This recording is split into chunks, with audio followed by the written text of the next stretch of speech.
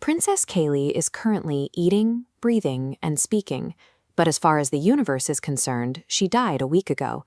A wall of purple energy is currently moving across the plains of Stolat, and within its border, the last 7 days are being erased. This barrier is a cosmic correction. History has a wound that needs to scale over, and that means removing the princess from existence by midnight to ensure the timeline matches the official records. The only obstacle to this correction is Mort, a well-meaning teenager who was recently hired as an apprentice to the Grim Reaper. Mort's physical form is failing. As he runs through the palace, his arm faces directly through a solid marble pillar. He isn't becoming a ghost. He is becoming so real that the insubstantial walls of the palace can no longer provide resistance to him. This change is happening because his master is gone.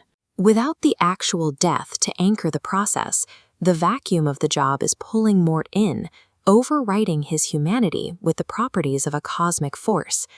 Mort has until the final toll of midnight to stop the dome. If he doesn't, the princess vanishes, and Mort will be permanently transformed into the very thing he's supposed to be assisting. Seeking a loophole, Mort and his companion Isabel descend into the Library of the Dead.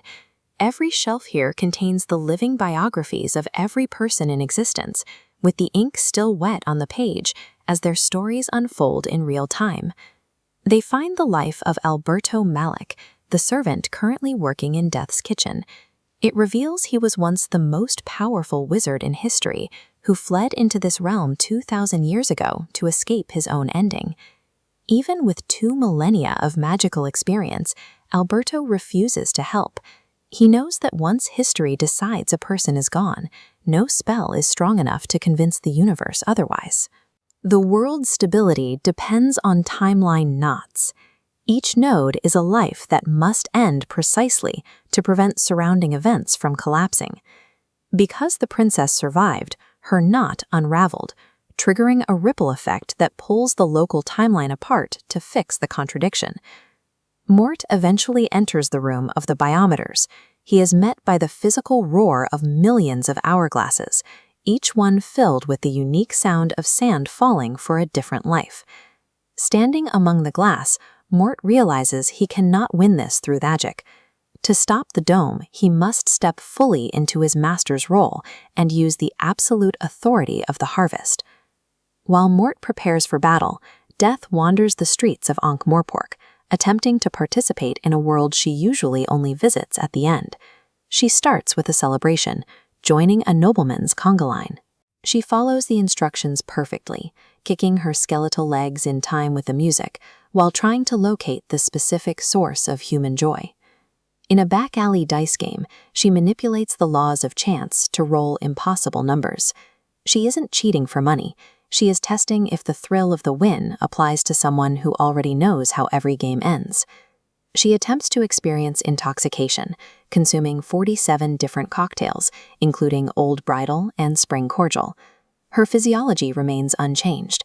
The alcohol simply passes through her without affecting her mind. Death finds her focus as a short-order cook at a local diner. The mechanical rhythm of flipping burgers and chopping onions provides a sense of belonging that the parties and the gambling failed to trigger. By taking on a job and a routine, Death begins to feel the warmth of the living world.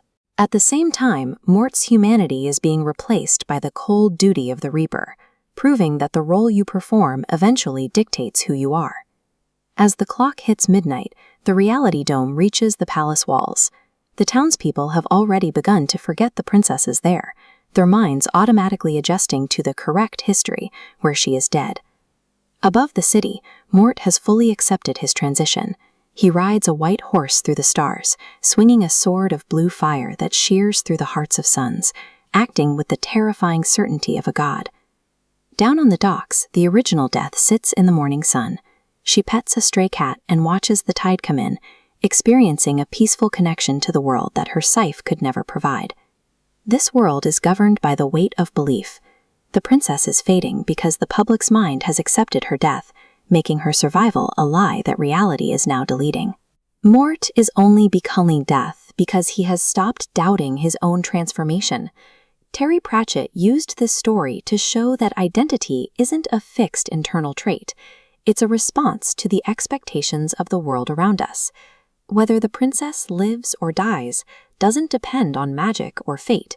It depends on which version of reality Mort chooses to believe in when he finally brings down his sword.